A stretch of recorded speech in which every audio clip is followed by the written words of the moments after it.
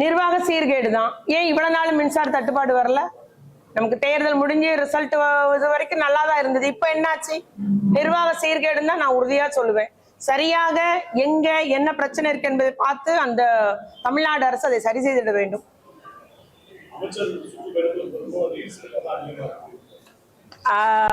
நல்ல ஒரு மாற்றம்னு சொன்னா இதுதாங்க. இந்த ஆட்சியில ரீல்ஸ்ன்றது மிக முக்கியம். ஆய்வுக்கு போனாலும் நம்ம செல்போன் ரீல்ஸ் எடுக்கணும், ஒரு பட்டன் மைக்க மாட்டிக்கணும் அப்படின்றது கட்டாயமாயிருக்கு. அதே போல அந்த ரீல்ஸை அவங்க நரேட்டிவ் செட் பண்ணி ப்ரொமோட் பண்ணி எல்லா தளத்தில் உள்ள மக்களுக்கும் பொய்யான செய்தியை கொண்டு போய் சேர்ப்பது. உதாரணம், இந்த ஸ்கூல் பேக் உங்களுக்கு தெரியும் இல்லையா?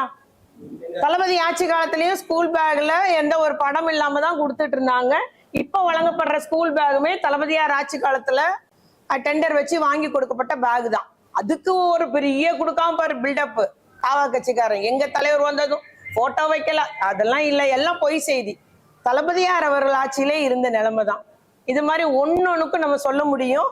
அவங்க ரீல்ஸ்னால பொய்யான செய்தியை பரப்பி வருகிறார். 3 சேனல்கள், பாலிமர், நியூஸ் தமிழ், அப்புறம் தமிழ் ஜனம்னு நினைக்கிறேன், 3ஐயும் முடக்கி இருக்கிறாங்க. இது என்ன நியாயம்?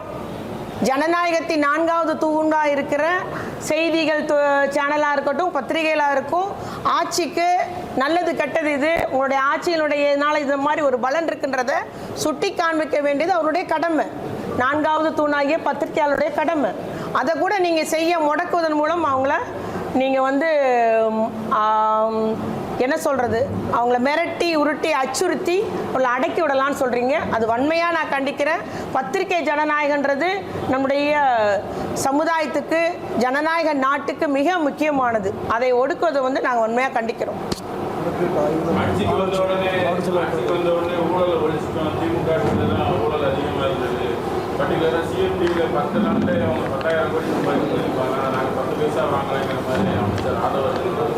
நீங்க ஆதவர்ஜுனா சொல்றது எல்லாமே பொய்யுரை தானுங்க. அவர் பேசுறது எல்லாமே பார்த்தீங்கன்னா ஏதாவது உண்மைக்கு புறம்பா ஏதாவது அவருக்கு சவுடால் பேச்சு தெரியும், அதை இதையும் சொல்லி ப்ரொமோட் பண்ணுறாங்க. மற்றபடி உண்மை நிலைமை என்பது எனக்கு தெரியாது. ஆனால் நானும் ஒரு வீடியோ பார்த்தேன். ஒரு பெற்றோர் ஆசிரியர் கழகம் ஒரு HM போய் பேசுகிறாரு. எம்எல்ஏ சொன்ன டீச்சரை அப்பாயின்ட் பண்ணக்கூடாது, நாங்கள் தான் தருவோம், தாவக்க மாவட்ட செயலர் நான் தான், எங்கள் ஆட்சி தான், நாங்கள் சொல்கிற டீச்சரை தான் நீங்கள் பணி நியமனம் பண்ணணும்னு சொல்கிறாங்க. நம்மளுடைய ஆட்சி காலத்தில் தளபதியாருடைய முதலமைச்சராக இருக்கும்போது பெற்றோர் ஆசிரியர் கழகத்துலலாம் அந்த ஆசிரியர்கள் தான் யாரை நியமனம் பண்ணணும், என்ன சப்ஜெக்ட் வேணும் அவங்க தான் முடிவு பண்ணுவாங்க. அதெல்லாம் யாருமே தலையிடுறது கிடையாது.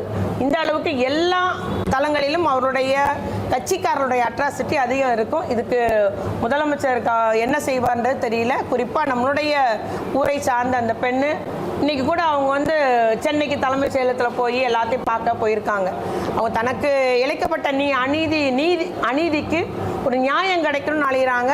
ஆனால் தாவாக்க எம்எல்ஏ அந்த அம்மா பேரை சொல்லி கூட இன்னும் வரைக்கும் அவங்க வீட்டில் போய் மிரட்டுறது, போய் அச்சுறுத்துறதுன்ற மாதிரி அந்த நிலையில தான் ஈடுபடுறாங்க. நியாயம் கிடைக்கவில்லை அந்த பெண்ணு.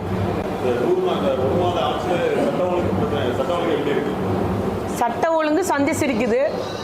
சட்ட ஒழுங்குன்றதே இல்லைங்க. நீங்கள் அது கொலையாக இருக்கட்டும், கொள்ளையாக இருக்கட்டும், பாலியல் வன்கொடுமையாக இருக்கட்டும், எல்லா தரப்பிலும் அவர்களை மிரட்டி பணம் பறிக்கிறது என்று எல்லா தரப்பிலுமே சட்ட ஒழுங்கு சந்திச்சிருக்குது இந்த குறுகிய காலத்தில் என்பது மிக அதிகமாக மக்களுக்கும் தெரியும், உங்களுக்கும் தெரியும்.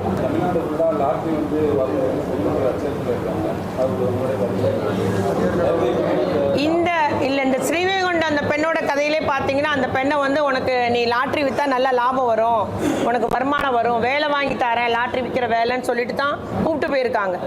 அதனால ஏற்கனவே கள்ளத்தனமாகவும் மறைமுகமாகவும் இருக்கிற லாட்ரி ஏன்னா லாட்ரியோடைய அந்த உரிமையாளர் தானே பெரிய பொறுப்பில் இருக்கிறாங்க. அதனால எல்லாருமே அந்த அச்சத்தில் இருக்கிறாங்க. லாட்ரி மூலமும் ஒரு ஏழை எளிய குடும்பங்கள் இனி அவருடைய வாழ்வாதாரத்தை இழக்கிற நிலை உருவாகுன்றது மக்கள் அச்சத்தில் இருக்கிறாங்க.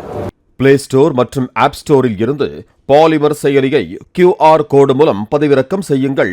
செய்திகளை உடனுக்குடன் பெறுங்கள்.